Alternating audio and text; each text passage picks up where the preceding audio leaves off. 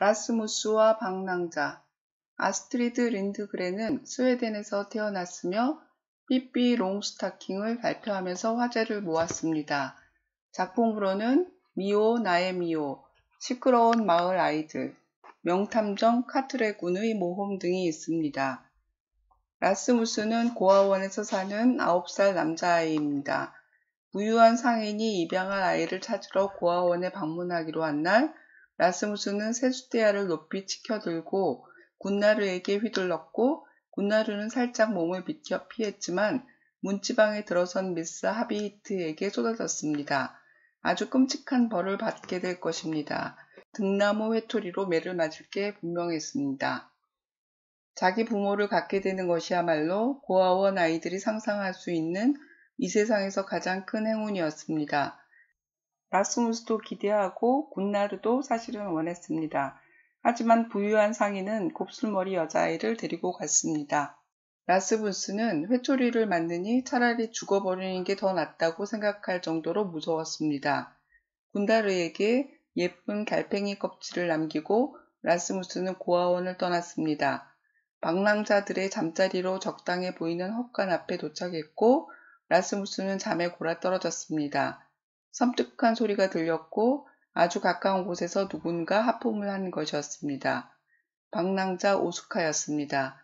라스무스는 양부모가 될 사람들을 찾을 때까지 오스카의 길동무가 되길 원했습니다.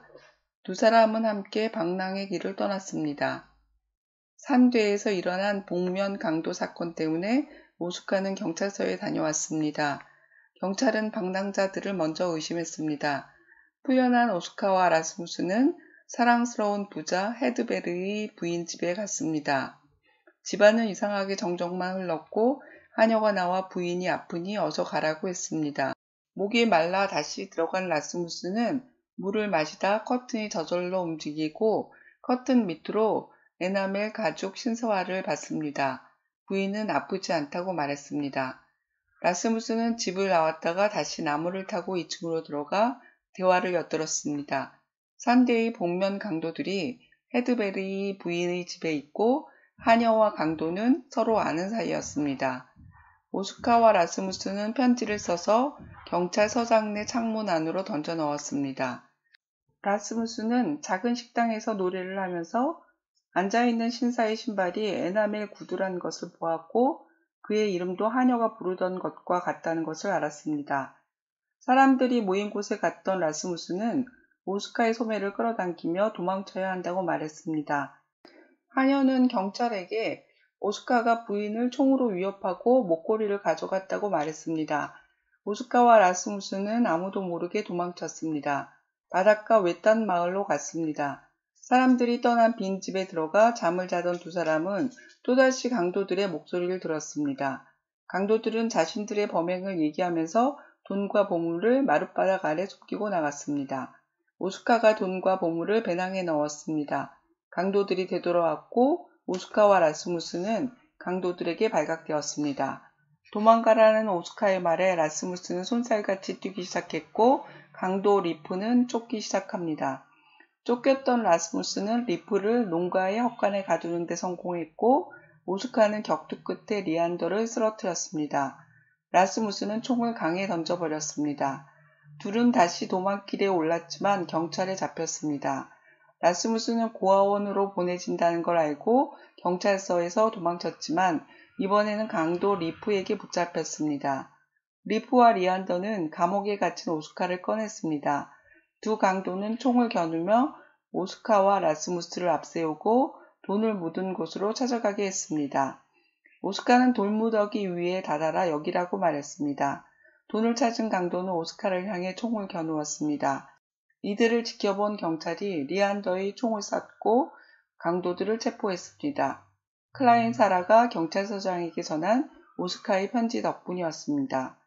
오스카는 닐손의 집에서 묵었습니다.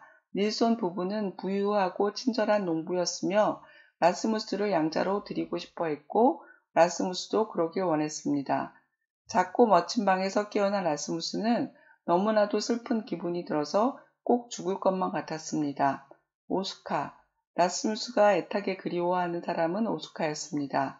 양자가 필요한 닐손 부부에게 라스무스는 군나르를 데려와야 한다고 말했습니다.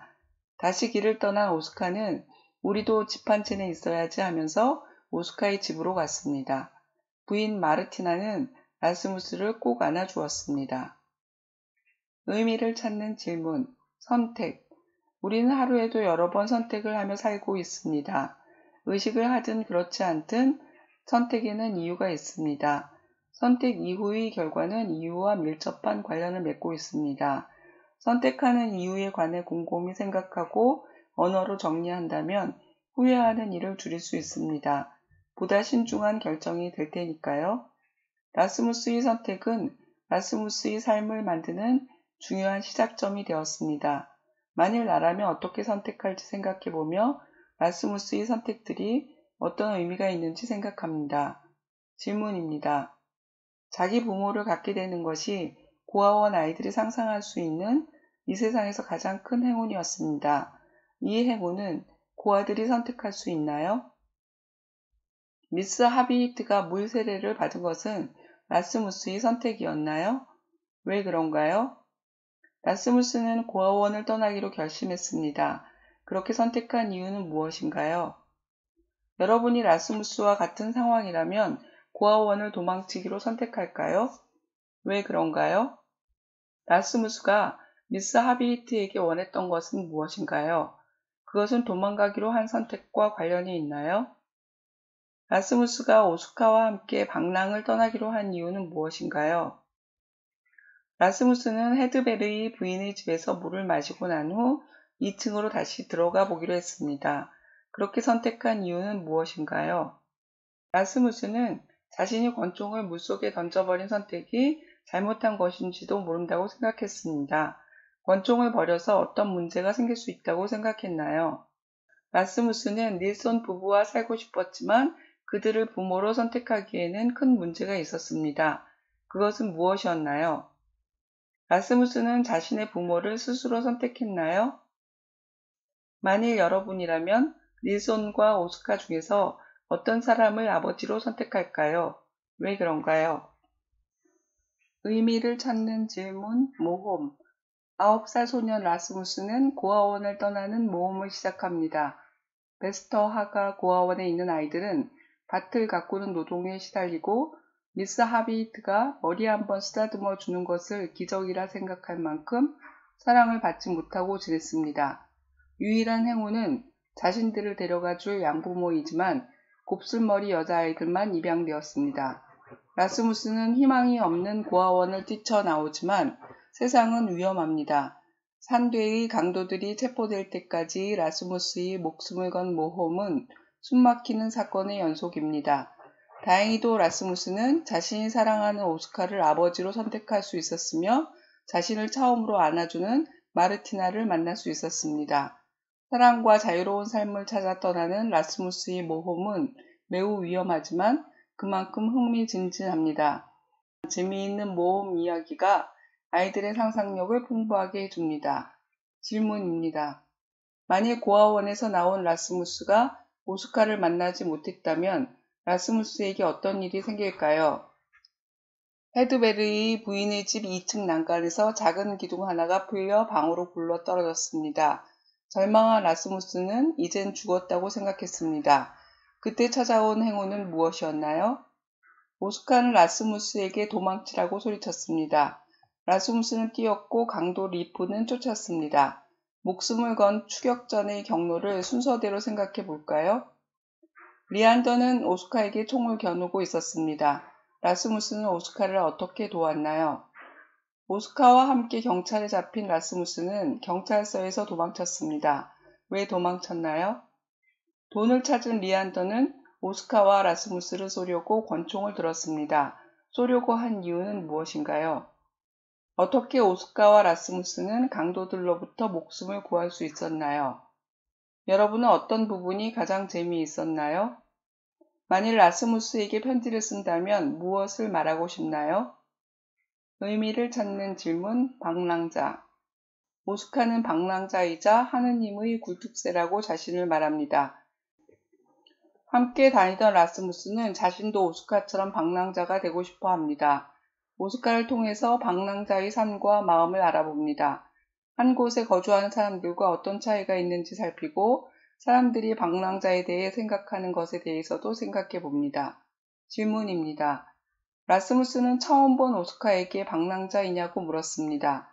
라스무스는 무엇 때문에 오스카가 방랑자일 거라고 생각했나요? 오스카는 자신이 하느님의 굴뚝새인 이유를 어떻게 설명했나요? 라스무스는 대낮에 누워서 자는 법은 없다고 했지만 오스카는 방랑자라면 그럴 수 있다고 말했습니다. 라스무스가 말한 대낮에 자면 안 되는 이유와 방랑자는 잘 수 있는 이유는 각각 무엇인가요? 일에 관해 오스카는 다른 사람들과 생각이 다릅니다. 어떻게 다른가요? 방랑자 오스카는 식사를 어떻게 해결하나요? 방랑의 길을 떠나는 오스카와 라스무스는 어떤 활동을 하며 하루를 보내나요? 경찰은 왜 산대의 강도 사건을 조사하기 위해서 방랑자들을 신문할까요? 헤드베리의 부인의 집에 강도가 든 사실을 안 오스카는 경찰서장에게 편지를 썼습니다. 직접 찾아가지 않은 이유는 무엇인가요? 오스카는 라스무스에게 사람이 한 곳에 정착하지 않고 늘 떠돌아다니기만 하는 것은 우스운 일이라고 말했습니다. 그렇게 말한 이유는 무엇인가요? 라스무스는 여행을 하면서 여행자의 숨겨 있던 본성을 알게 된다고 말했습니다. 라스무스는 스스로의 본성에 대해 무엇을 알았을까요? 떠돌며 살기 때문에 방랑자의 마음이 한 곳에 거주하는 사람들의 마음과 다른 점이 있을까요? 오스카가 방랑자로 사는 이유는 무엇일까요?